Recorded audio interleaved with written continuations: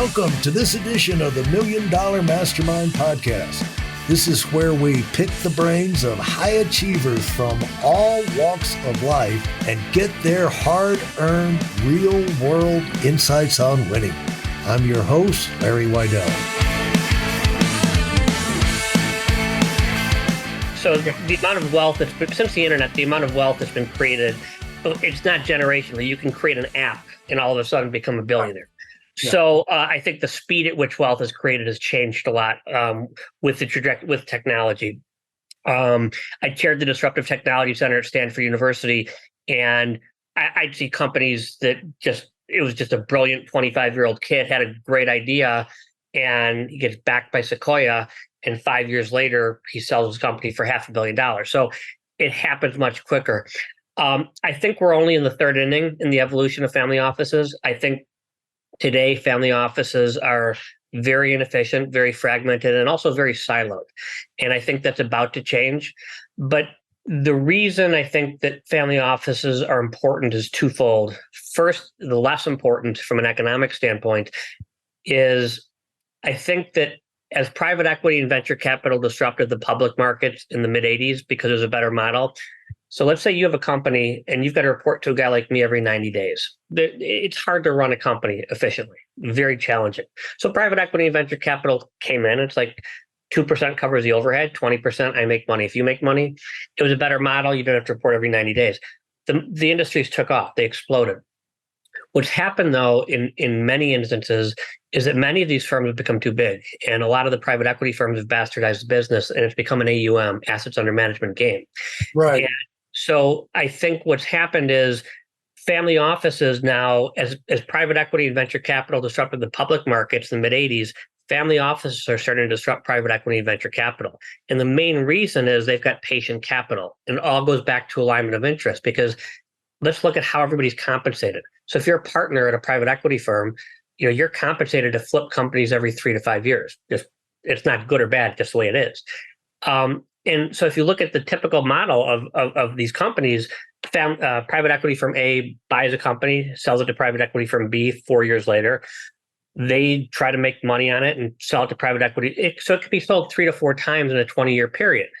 If you look at all the taxes and all the transaction costs during those 20 years versus a family office who has something called patient capital, and they just buy the company, hold it for 20 years. They don't have the transaction costs. They don't have the friction of the taxes. It's just compounding. It's an exponentially better model. The problem is that right now, family offices are not as efficient as they need to be. That's starting to change. And you've seen some. I've done a podcast with Tony Pritzker and Paul Carbone, who's a good friend. I mean, they've institutionalized this. So not only can they compete with Carlyle and Blackstone, they actually have a competitive advantage because they don't have to flip companies every 3 to 5 years. So that's the main advantage for family offices from an economic standpoint. I'll also go from a philanthropic standpoint. Family offices are not a panacea to solve all of the world's problems, but I think family offices can solve many of the problems. And I'll give you just a couple examples. My first boss was Michael Milken from Drexel Burnham. Really? Michael, brilliant guy, developed prostate cancer. And when he developed prostate cancer, rather than throwing $100 million to the American Cancer Society, he built like a VC fund. He put $2 million here, $3 million here, $500,000 here. And because of him, you and I and all the male listeners will die with, but not of, prostate cancer if we live long enough. And then one other example is Bill Gates. I would argue his family office did more for the vaccine in COVID than the U.S. government. So I don't think you could run a philanthropy exactly like a business, but I do think you can run it more business-like. And I think that a lot of these family offices are very philanthropically motivated. And whatever the cause is, I think they're going to solve many of these big issues that are not going to come from the government, and it's not going to come from the corporate sector. Well, let's just say it's not Bill Gates. Let's say it's Bob Jones, and he's got a couple of $1 billion. And what is the trend? And the reason why it's fun to talk about this is because we have a lot of up and coming or current entrepreneurs, super successful, wanting to get better. And with the in mind of, well-run businesses grow, and you want to be in this situation down the road. And it's just nice to have. You're probably not going to understand the whole thing the first time it's put in front of you, but it's good to get the framework in your mind and get some of these words and thinking. And also, it's nice to have an end goal. That I want to end up in a family office. And so the relationship in there, let's just say with Bob Jones, how he goes to a family, he's got the money. Now, he goes to the family office. What does the family office do for him? Is the family office a person, a team of people? When you say you have 100 family offices under your umbrella at Diamond Wealth, how does that work with those individual family offices? Sure. No, it's a very good question. Family office is just an entity, right? So family office, it could be one or two people. Some family offices have 50 to 60 people. It's all over the range. And it's basically, they represent the interests of the family. And sometimes it's first generation, sometimes it's second, sometimes it's third, sometimes it's later. We deal mostly with the entrepreneurs who created the wealth, mostly first generation. So, it's the family offices. They decide really on what they want to do and how they want to grow their assets. Some family offices are just looking to preserve wealth, and that's fine. And some family offices are very aggressive and want to double and triple their net worth, and that's fine too. It just depends on what your goals and objectives are. So the Bob Jones in this situation, he would set the tone. I want to conserve, or I'd like to grow, or I'd like to be in, I have some causes I want to be able to impact. And then, not knowing how to do that, he would go to you or your company and say, how can you help me expedite this? Would that be part of the purpose? Well, I mean, what we do, not entirely. So what we do, I invest in all the deals myself. So basically what we'll do is we invest just in private markets. That's private equity, venture capital, credit, real estate, things like that. Even though I made money in the public markets, I think it's very difficult today to create alpha in the public markets. I just have money in the index funds, but you can do it in the private markets. So we'll put some money in. I'll syndicate a group, $50, $100 million, whatever it is. I kind of know who likes what. And then we'll put together an SPV, special purpose vehicle. And because of that, we get really incredible deal flow and good execution. And typically we're able to get better economics because we could put in so much money so quickly. I speak a lot throughout the world about family offices, and the best compliment I got didn't even seem like a compliment at the time. Somebody just came up to me and said, that was really authentic. And that was what he said. And I thought about it for a while. I didn't even take it as a compliment, but then I really thought about it for a while, and it really was. Because when I spoke, I'm not the smartest guy in the room. I'm not the richest guy in the room. I try to surround myself with people that are smarter than me. I try to surround myself with people and learn from them. So I think that for me, the most important part of life is not just business, it's relationships. It's your relationship with your family, which is, I think, the most important, relationship with your friends, relationship with your community, relationship with your business. So for me, the relationships that I have nurtured over the 30 years of my career, they are truly authentic. And I don't make money in everything I do, but the alignment of interest is there. So I think there's a level of trust that we have that family offices have with me. And again, part of the reason family offices were created, it's not that all of a sudden these people who sold Beanie Babies wanted to manage money, because that's not really what they wanted to do. They just stopped trusting Wall Street. So if you think about it, 68% of the family offices started since 2000, and half started since the crash. And what happened during the crash? I used to run a hedge fund, so I could put up gates. Gates are basically, you can't sell. Well, if you're a widget manufacturer in Wichita, you don't know what gates are. And I think a lot of people felt taken advantage of. And I do agree that in many instances, there is an inherent conflict of interest on Wall Street. I mean, I remember when I was first started at Drexel, I graduated from Northwestern, and I called my dad one time, and to ask him a question, you could either have a buy, hold, or sell for a company. That's how the investment bankers would rate them. And I said to my dad, I said, it's interesting because they've got a lot of buys and some holds, but they don't have any sells. Like that, I don't get it. And he's kind of smirked. He said, call me when you figure it out. And about 6 months later, I figured it out. And what it was is these are investment banking clients. So they're not going to put a sell on an investment banking client where they make their money. So that to me is an inherent conflict of interest. Another conflict of interest is a lot of these firms, a lot of the wirehouses, they're not even fiduciaries. I mean, they're not, which is really head scratching. And that's why RIAs were created, because they are fiduciaries. So I think a lot of this with family offices, the growth in family offices, a lot of it really comes back to the lowest common denominator is trust. And so you go out, you graduate from college, you get your graduate degree. What's your entry into this world? Were you just looking for a job, or did you have a hard target in mind that you wanted, where you wanted to go? Well, look, I think a lot of success is surrounding yourself with the right people, right? So Northwestern was a very good school, and we had very good companies who came to interview at the school. At the time, Drexel Burnham was like Goldman Sachs on steroids. I mean, it was the most profitable firm on Wall Street by far. That's where Milken created junk bonds, and it was just, it was a machine. But I came in, I got a job at Drexel, which was fantastic. But I'm there 2 years later when Fred Joseph, I'm 24, I think at the time, and Fred Joseph, the CEO, says we're going bankrupt.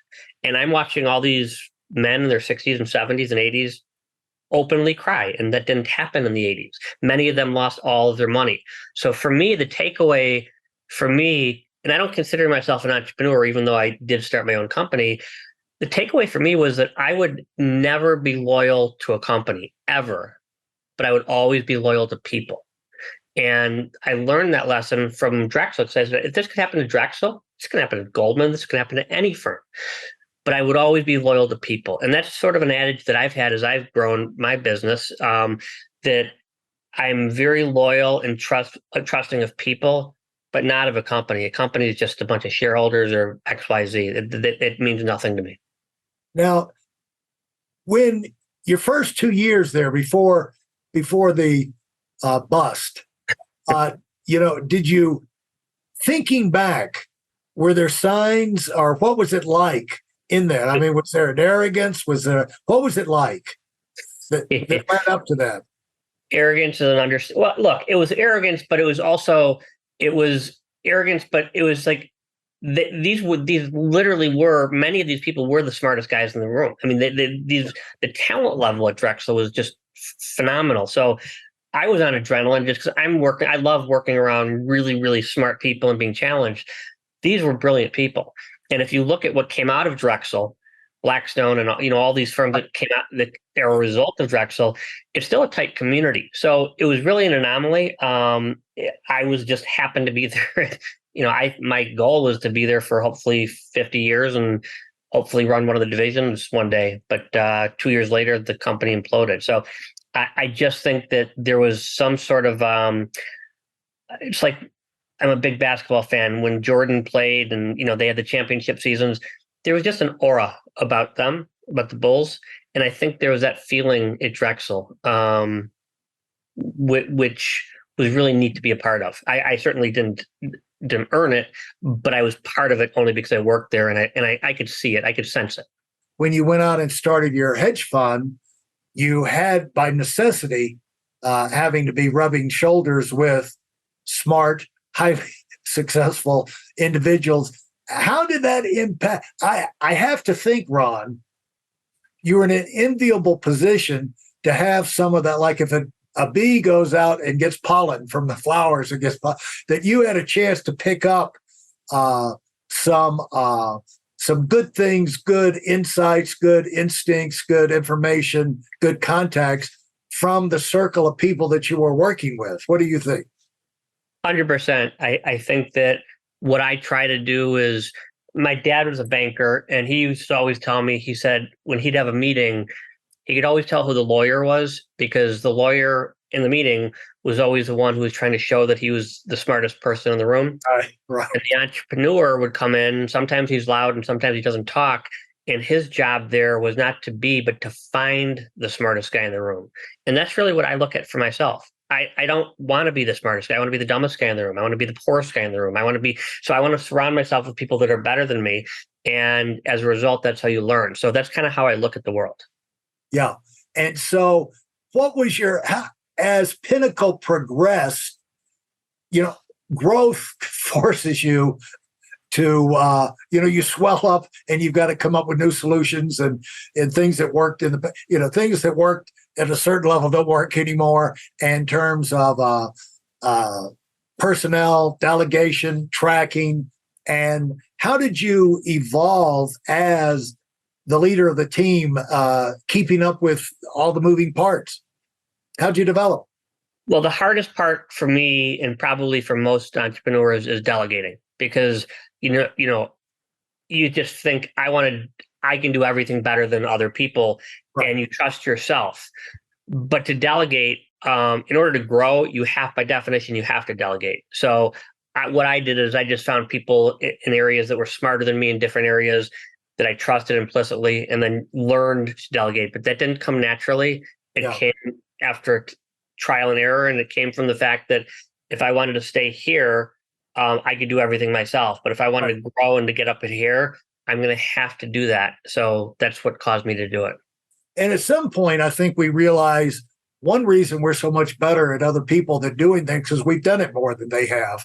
And you reach the point where you find people you're willing to trust. And even if they stumble out of the gate, stumble and fumble, that next week they won't. And you've got to give them a chance to drive the car, even if they get a bent fender. I used to, when I was younger, I used to only want to be around the smartest people in the world, but and that's important. But trust transcends that, right? So you want to be around people, because no matter what business you're in, you're going to have setbacks, sometimes major, sometimes have nothing to do with you. It could be from a macroeconomic event, and as long as you're with good people who you could trust, things will take care of themselves. I truly believe that. And so what was the toughest for you in your evolution to somebody who can keep up with many more spinning plates and keep them spinning? The toughest part for me was, delegating certainly was the toughest part for me. And then to stay focused and to really, ultimately, you see a lot of people who are like, look at themselves and, pat themselves in the back and how terrific they are or whatever. I think to realize that a lot of whatever success I may have had, a lot of that came from luck. A lot of that came from the fact that I was born into a family that valued education. A lot of that came from the fact that I was born in the United States. I mean, you could go back all these different things. So, which comes back to gratitude. So, I just feel that, it's such an important part of life, and most of us don't. Where we get so stressed out on all these different things and worries about things, but there's so much to be grateful for. And that's what I really try to focus on. It's not always easy, but I try to. But when you get up to this level of success, which people want, a reason I want to talk about it, you've lived it, and you've lived it for a lifetime. People want to have the amazing, staggering year after year success, and, where you walk in the room and you're everybody's hero and people are patting you on the back, and you're taking, you can buy anything you want, go anywhere you want, meet anything you want. You're living this life on another level. How do you keep that from going to your head?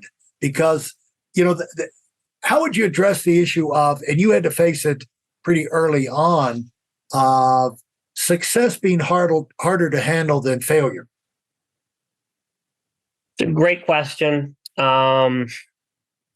Dick Fold has become a friend. Dick Fold was the former CEO of Lehman Brothers. And when Lehman Brothers went bust, prior to them going bust in the the financial crisis, he was probably the most powerful guy on Wall Street. He was a brilliant guy. He was very smart, and he looked at the world through the lens of, I am more powerful, I am more successful, et cetera, et cetera.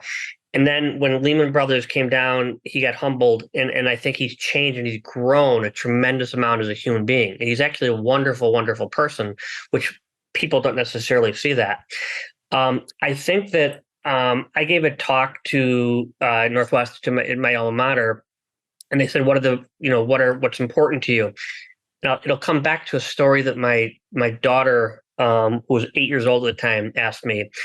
We have a thing in our house where if the phone rings 3 times, it's an emergency. I was in a meeting with a very large family office, and the phone rang 3 times, and I had never done that before. So I excuse myself, and I take a deep breath, and it was Bella, my baby. And I'm like, Bella, what's wrong? I'm thinking she's in the hospital. She's like, Daddy, what are the 5 most important things in life? Like, what's wrong? She's like, no, I need to do this. So I explained to her that's not an emergency, and we'll talk about it when we get home. So I took a deep breath, and I sighed, and I'm like, okay, she's okay. I come home, fast forward 6 hours, and she's like, that's the project she's working on. So she's like, I worked on it with her. She's like, she wanted to be popular. She wanted to be a good listener. She wanted to be a good sister. She wanted to be a good friend. She wanted to be a good daughter. Those were her 5. And then there's only a child can do. They turn it on me, and they're like, what are yours? Like, I'll get back to you. And I did think about it. And then I thought about it for a while. And over the next couple of months, and then she kept asking me, what are your 5? And then I did think about it, and I wrote it down. And for me, they were in order of importance: love, gratitude, attitude, balance, and laughter. These are the 5 things for me. Other people, it's something totally different, but these are what's most important to me. And if there was a direct correlation between wealth and happiness, I would just tell everyone to try to get as rich as you can. There's not. It's not an inverse correlation, but it's not a direct correlation. So I think that the people that I surround myself with, what's the point of being successful if you're miserable? What's the point of being successful if if you're stressed out all the time, or you don't like what you do, or you're not close with your family? I mean, all of these things. So I think that keeping these things in the back of my mind, and I've got it on my wall. It says love, gratitude, attitude, balance, and laughter. These are my 5 things. And I think that's something that I constantly remind myself of. And, life goes by like that. I mean, we're 10, we're 20, we're 30, we're 40. It just goes by so quickly. You just have to be grateful for what you've got and just enjoy it and think things through. And I think that's really important. When my first board meeting, you're with all these advisors, and everyone's got an agenda. But my agenda was just to hopefully I could add some value. I mean, there's a lot of stuff I couldn't help at all, but there's a few verticals that I can add value, and I would just try to do it. And if I just come in through the lens of, look, I know what I know. I know what I don't know. I don't know more than I do know. And what I do know, I'm going to add value to that. And that's kind of how I looked at it. And some of the people on the board, on any board, they want to be the smartest guy in the room. That's not me. I don't want to be. I just want to figure out. You find that one-upsmanship going on, that testosterone is at play even in the boardrooms. They want to show off. Ego. I've thought of writing a book about it. I mean, ego is a double-edged sword. On the one hand, you need a certain amount of ego to do well and succeed in life. On the other hand, it's also our Achilles heel, right? Because it's destroyed many people too, your ego. And it's not confidence, it's actually insecurity. And I didn't fully understand that when I was younger. So I looked at it through the lens of, I used to look at vulnerability. So I watched a lot of TED Talks. Brene Brown, did a TED Talk on vulnerability. If you would have done a podcast with me when I'm 25 and I would have brought up vulnerability, there would have been a 0% chance that would have been a topic. But I think the fact that we are vulnerable. So I share a couple in Tiger 21. It basically, it's a group of people that have had success, and we talk about different issues. But when people are authentic and honest, and vulnerable, people open up. I was at the dog park the other day with a guy that I knew a little bit. Our dogs hung out a lot, and we knew each other for like a year and a half, but not that well. And then we were talking, and I was on the phone, and I was telling him what was happening. There was some issues that I was having with a kid, and I was just honest, like here's what it is.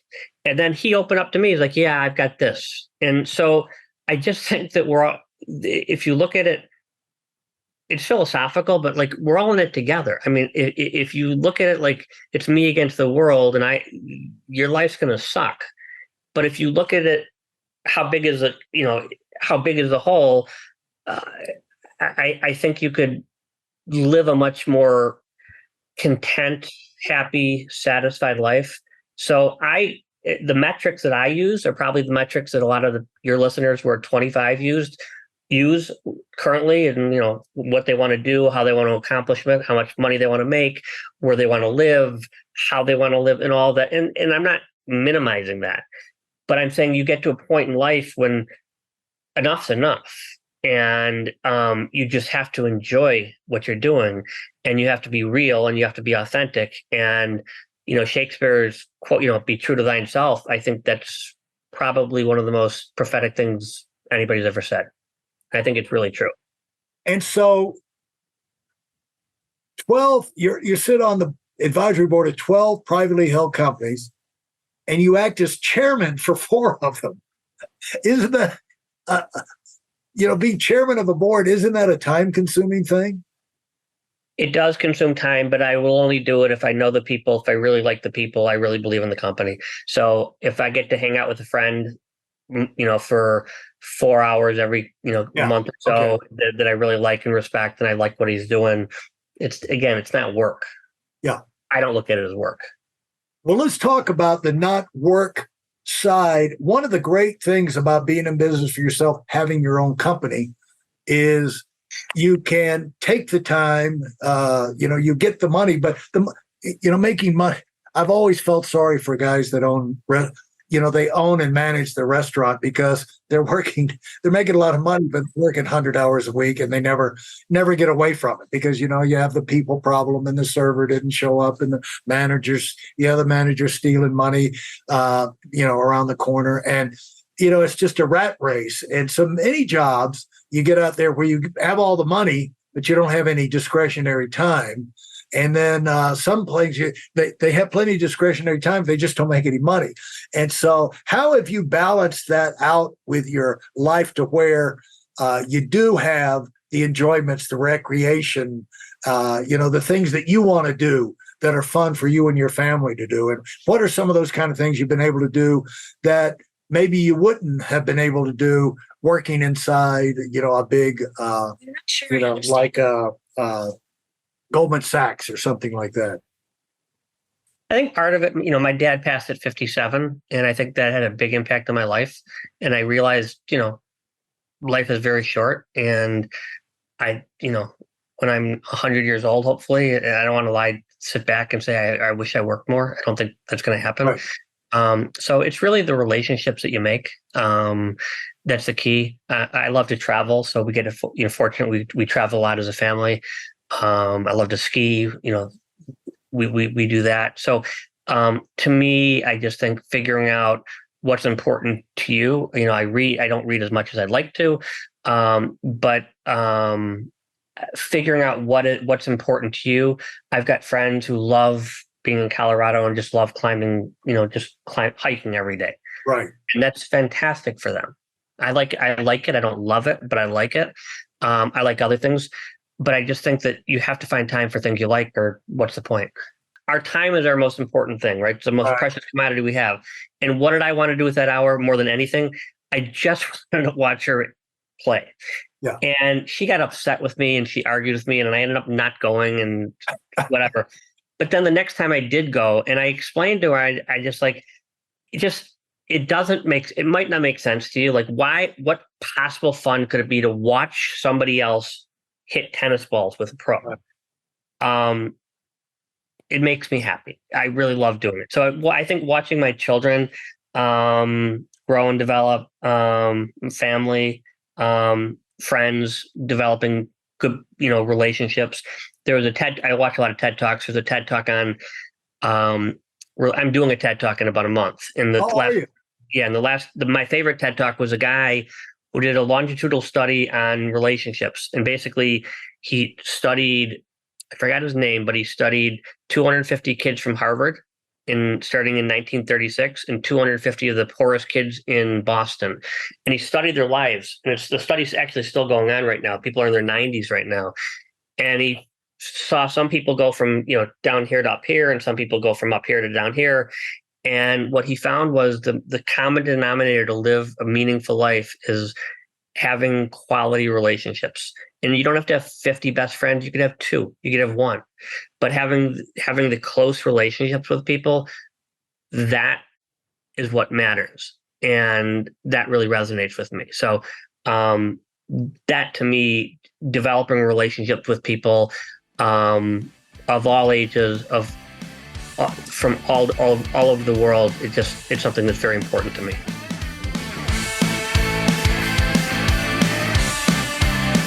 Thanks for listening to the Million Dollar Mastermind. If you felt there were any valuable takeaways from this episode, please take a minute and leave us a 5-star review. Your feedback is important and really helps us get the word out to a wider audience. Remember, we have a valuable webinar that is absolutely free. Register for it right now at weidelonwinning.com. Thanks for listening.